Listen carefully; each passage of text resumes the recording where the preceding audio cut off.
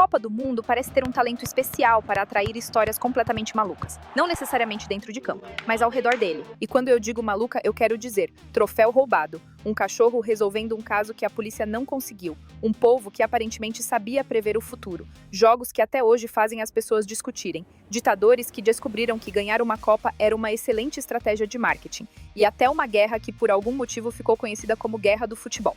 Se um roteirista apresentasse essas histórias, provavelmente diriam que ele exagerou. Então hoje vamos conhecer algumas das coisas mais absurdas que já aconteceram em torno da Copa do Mundo, e eu prometo que a do povo nem é a mais estranha. Antes de toda a Copa, acontece um fenômeno curioso. Especialistas, jornalistas, ex-jogadores e videntes fazem suas previsões. Em 2010, a Copa ocorreu na África do Sul, e o oráculo daquele ano chamava-se Pou. Mas quem era Pou? Um polvo. O método científico dele era simples. Colocavam 2 caixas com comida, cada uma representando uma seleção. Pou escolhia uma. E pronto, aquele era o palpite oficial do povo. O problema é que começou a funcionar. Depois funcionou de novo e de novo. Pou acertou os resultados da Alemanha durante a Copa de 2010. Acertou a semifinal, depois acertou a final. De repente, um polvo vivendo em um aquário havia se tornado uma fonte de análise esportiva mais confiável do que muita gente na televisão. Países inteiros começaram a torcer para que um molusco estivesse do lado deles. Mas Pou não foi o primeiro animal a humilhar seres humanos em uma Copa do Mundo. Décadas antes, um cachorro já tinha feito isso. O troféu da Copa do Mundo da FIFA, que você conhece, foi lançado em 1974. Mas antes dele havia a taça Jules Rimet, essa daqui, ó, que em março de 1966, faltando 4 meses para a Copa da Inglaterra, a taça estava exposta em Londres durante uma feira de selos. Parecia tudo certinho, até alguém olhar para o expositor e perceber um pequeno detalhe: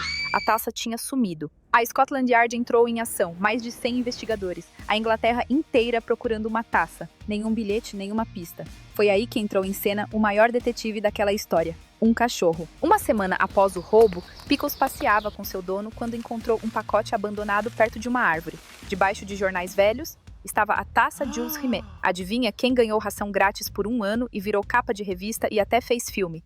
Pickles virou herói e fez o trabalho de 100 detetives. Mas o ladrão nunca foi preso. E se você acha que sua família é desconfiada, espera até saber o que a Federação Inglesa e a Scotland Yard fizeram com o time da Inglaterra, que ganhou a Copa daquele ano. O capitão recebeu a taça real das mãos da rainha, mas a festa foi uma farsa. Por puro trauma do roubo, eles confiscaram a Jules Rimet original no vestiário e deram uma réplica de bronze para o time comemorar. A Jules Rimet sobreviveu à Segunda Guerra Mundial e foi salva por um cão na Inglaterra. Mas em 1983, a CBF prendeu o vidro blindado da taça em uma moldura de madeira comum. Faltou um vira-lata caramelo na segurança para latir e avisar que o plano era uma furada. Bom, recuperar uma taça roubada era pouco. Se hoje uma derrota gera briga nas redes sociais, já teve momento em que a reação foi um pouco mais extrema. Em 1969, Honduras e El Salvador resolveram estabelecer um novo padrão para a expressão levar futebol a sério. À primeira vista, parecia só mais uma eliminatória para a Copa de 70. Os 2 países já estavam num momento tenso por uma série de questões como terra, migração, ou seja, um barril de pólvora já montado. Então, chegou o futebol com a delicadeza de um fósforo aceso. Os jogos viraram um caos. Torcedores cercavam hotéis.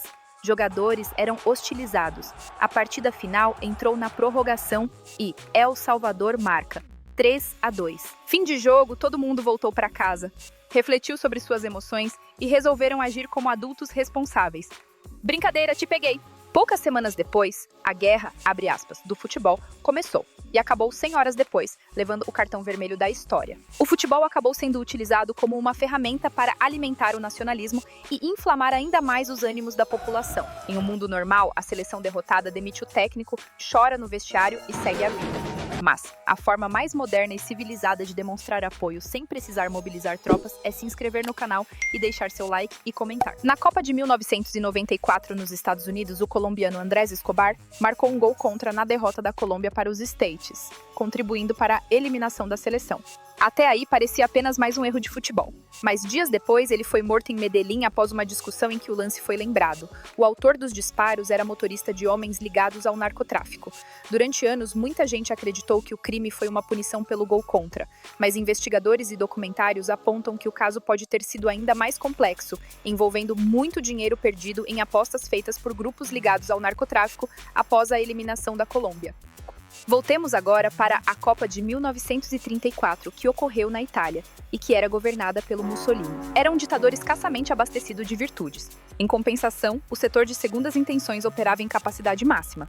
A maioria das pessoas diria: legal, vamos fazer uma Copa. Mussolini arquitetou. Legal, vamos fazer propaganda. Ele via uma oportunidade única de vender ao planeta a imagem da sua nova Itália, forte, disciplinada, moderna e, segundo a propaganda fascista, superior. Se você já controla jornais, rádios e a vida política do país, por que não tentar controlar também a narrativa da Copa? Até hoje ninguém concorda sobre o tamanho da mão de Mussolini naquela Copa, mas que ela estava lá pairando sobre o torneio, poucos duvidam. As suspeitas vão de arbitragens generosas a coincidências tão convenientes que, se acontecessem hoje, o VAR pediria a revisão do torneio inteiro. Historiadores dizem que o ditador teria feito discurso aos jogadores no qual exigira a vitória sob ameaças veladas. A Itália foi campeã. Mussolini passou a mensagem que queria: o mundo associar a palavra fascismo a campeão do mundo, em vez de isso parece uma péssima ideia. Os influenciadores de hoje vendem curso. Mussolini vendeu uma ideologia usando uma Copa do Mundo. Se você acha que as maiores polêmicas do futebol hoje envolvem pensão alimentícia ou esposa de jogador, meu jovem padawan, você ainda não chegou nem no aquecimento da Copa de 1978 na Argentina, o ano em que ela inventou o VAR, o Videla armado na reta final. No comando de tudo estava o general Jorge Rafael Videla. O cara liderava uma ditadura, mas decidiu que sua principal função seria ser o diretor técnico da seleção. O clima no país estava péssimo. Então Videla aplicou a tática mais antiga do mundo, pão e circo. Sem falar no oportunismo para a propaganda nacionalista e parte buscar legitimidade no cenário mundial.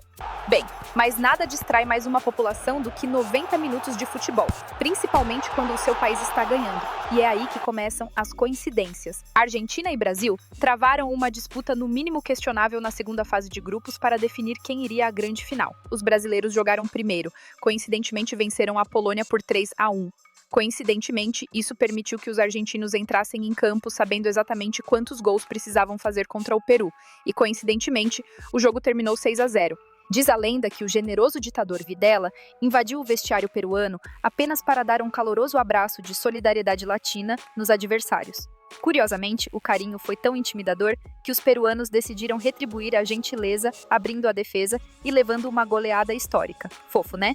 E foi o placar que transformou a Copa de 1978 em uma das edições mais coincidenciadas da história. Los Hermanos chegaram à final com a Holanda. Essa partida ocorreu no Estádio Monumental de Núñez, a 10 quarteirões da Escola Mecânica Armada, o maior centro de toutula da cidade.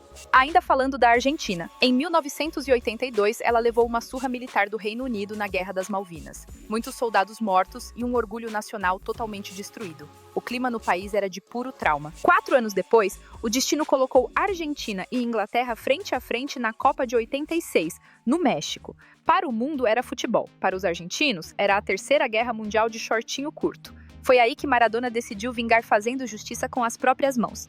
Literalmente. Ele socou a bola para dentro do gol, enganou o juiz e na entrevista mandou a desculpa. Foi a mão de Deus. O fanatismo por Maradona foi tão longe que, em 1998, criaram a Igreja Maradoniana. Eles levaram a piada tão a sério que o dia desse jogo, na qual a Argentina ganhou de 2-1 da Inglaterra, virou oficialmente a Páscoa Maradoniana. Pois é. Se Maradona teve a famosa mão de Deus, Luís Soares decidiu lançar a sequência não autorizada na África do Sul em 2010. Gana estava prestes a se tornar o primeiro país africano a chegar às semifinais da Copa do Mundo. Gana colocou a bola na área, num bate-arrebate dramático, a bola querendo entrar no gol. Soares teve uma revelação. Por que deixar o goleiro trabalhar sozinho? Num ato de espírito de equipe jamais visto, o atacante uruguaio assumiu o cargo de goleiro, esticou os braços e fez a defesa. Cartão vermelho. Pênalti para Gana. Justiça feita? Não tão rápido. Asamoah Gyan foi para a cobrança que valia uma semifinal histórica e acertou o travessão. Nos pênaltis, o Uruguai avançou. E como se tudo isso já não fosse absurdo o suficiente, Soares ainda declarou depois: "A minha foi a verdadeira mão de Deus." Uma frase que mandou o recado até pro Maradona. O Soares, na Copa do Brasil em 2014, decidiu que a culinária brasileira não era o suficiente e resolveu experimentar um legítimo ombro italiano, cortesia de Giorgio Chiellini. 34 minutos do segundo tempo. Soares teve uma epifania tática e tacou os dentes no zagueiro Chiellini. A prova do crime? Chiellini puxando a camisa para mostrar a marca da arcada dentária, parecendo uma criança reclamando na hora do recreio. A dor da vítima? Soares no chão, segurando os próprios dentes, como se o ombro do italiano fosse feito de adamantium do Wolverine. Sem punição em campo pela cegueira da arbitragem, o uruguaio enfrentou o tribunal da FIFA logo após o apito final. O veredito histórico custou caro: 9 jogos de suspensão pela seleção, 4 meses de banimento total do futebol e uma pesada multa financeira. O herói improvável desse jogo foi Diego Godin. Minutos depois da mordida, fez um gol de cabeça e eliminou a Itália. Anos depois, quase ninguém lembra do gol, todo mundo lembra da mordida. Algumas copas são lembradas pelos campeões, outras pelos gols históricos, mas algumas entram para a história pelas bizarrices. Então é isso. Você conhecia alguma dessas histórias? Ou lembra de outra bizarrice de Copa que ficou de fora? Conta aqui nos comentários. Canal cheio de ideias, onde o improvável faz sentido.